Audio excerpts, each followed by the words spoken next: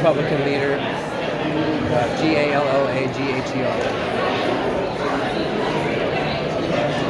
Well, not the outcome you were expecting, right? Well, look, I mean, today what we heard from the speaker is kind of interesting. You know, he was talking about how we need to do things to cut costs in California. We need to streamline the processes for housing. All these things that Democrats haven't been doing over the last couple of cycles. I really hope that's really true. But the truth of the matter is that the only way we can do that is to course correct the policies that have been championed by Democrats in the last 10 years. When you talk about climate and having a climate policy that doesn't bury the poor, well, then we need to change what's going on at CARB right now, who just raised the gas tax 90 cents a gallon more with this new LCFS requirement. We need to talk about, pushing people out of gas-powered cars. Cars, by the way, that they need to get to work, and forcing them to go buy EVs. That's not a good policy. That's a policy that's increasing our costs. When we've done nothing on insurance, and people are losing their insurance right now, people are having a hard time getting new insurance when our insurance market is falling apart in California. Those are the kind of actions we need to take. So, look, talk is cheap. I love it. I agree with that spirit. Let's lower costs. Let's make sure we're building more housing, right? Let's have a smart climate policy that's balanced. But let's actually do it with new legislation and legislation that actually does that for Californians. What do you make of this proposal to lower the cap on bills? The special session is a total positive. Gavin Newsom wants to run for president. That's what this is about. I want to fight Trump. I want to be the progressive darling. But here's the thing that is the real irony. Here's a governor who the state is struggling with the highest cost in the nation, highest unemployment rate in the nation, insurance crisis, cost of living crisis, and we call a special session to what? Pay more government lawyers money to sue Trump? It's tone deaf. It's totally tone deaf. We should rather be doing the things I just talked about.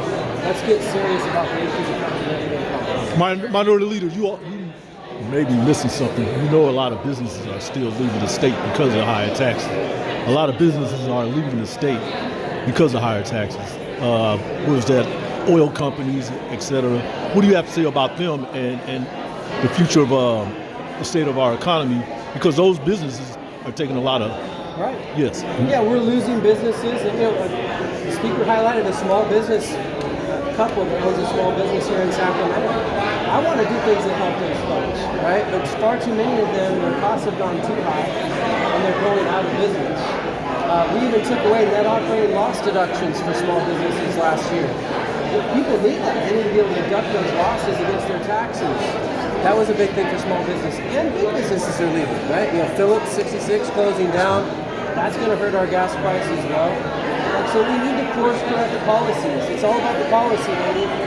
Like, you've got to change the policy if you want to actually get these results. You were saying that talk is cheap. What do you make of Speaker Davis lowering the threshold of the number of bills people can introduce in pursuit of what he said of taking more focus on affordability? I agree with that. And that's something that Republicans have been calling out for years. I mean, you have all kinds of bills. Most of them don't do a whole lot to help everyday Californians. They certainly don't cut costs. Many of them raise our costs even more. So I think that's good. Let's limit the bills and let's be more focused. Each legislator should be thinking about, hey, will this bill lower people's cost of living? Will this bill increase public safety? Will this bill improve our education for our kids? And by the way, that's also a failure. Half of our kids can't read a grade level. They can't do math at standard. We're failing our kids. We could do more on that front as well. And in these budgetary times, we better be putting a focus on education, infrastructure, and public safety, and not more money for government lawyers. Who wants to spend more money on lawyers? I don't. I want to spend more money on making sure that our quality of life in California is better. You don't know Carl DeMaio's bill in the special session? Republicans plan to put forward anything else? Yeah, so we have our own Republican caucus package that we're going to be rolling out. The first bill today was the repeal of this new gas tax. That CARB just announced. The new LCFS standard update is going to raise the cost of our gas by up to 90 cents a gallon.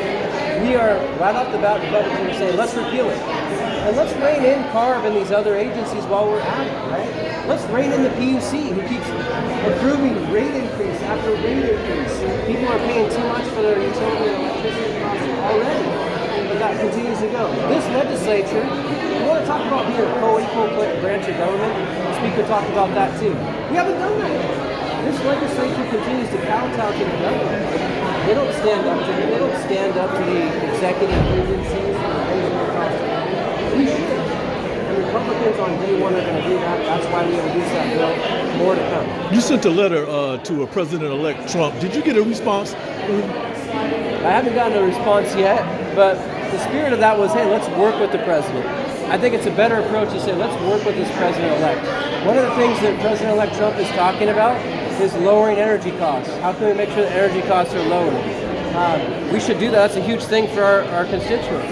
Wildfire. I want to do more to get onto the federal land and remove dangerous fuels. There's a lot of things we could work on instead of taking a more, conflicting approach.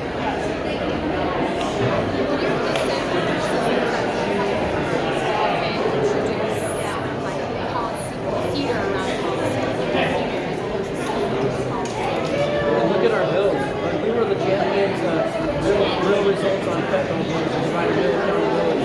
Human trafficking, Shannon Road, to go out and human trafficking. People that were going after our minors, right?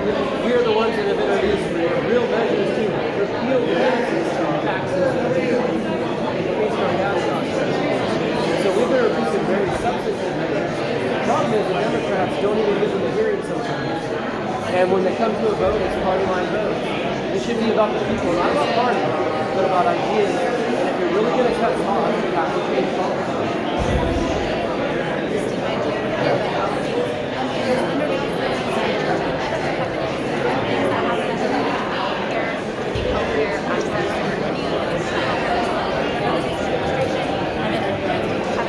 No, it's gotten worse, and everybody knows that. We're losing providers, we're losing access. We have hospitals that are on the verge of going out of business. And a lot of it was because we passed that healthcare minimum wage bill. That was devastating on the rural hospitals. We could do more. One of the things we do is this MCO tax and making sure that money goes to providers. The reimbursement for Medi-Cal for providers who are providing critical healthcare coverage, especially in rural areas and more underserved parts of the state. But the governor was against that. The governor was against that MCO because he wants to take the money and use it in his budget for other priorities. That's wrong. And so that was a huge victory for the people that we actually got that off. The other one was Prop 36. The governor opposed that on the way, got that almost 70% of the vote. The true story is the people are turning against Gallagher. And the question for the legislative Democrats is, did you get the number? And are you going to start changing your policies? You have a victory in 36 and your party picking up seats in the legislature. Is this a signal? That's huge. The voters will change. Jeff Gonzalez and Leticia Castillo are huge examples of how the Latino community in the state has said we've had enough. We don't like the direction of the state. These are two voting rights act districts. They were drawn to be Latino majority.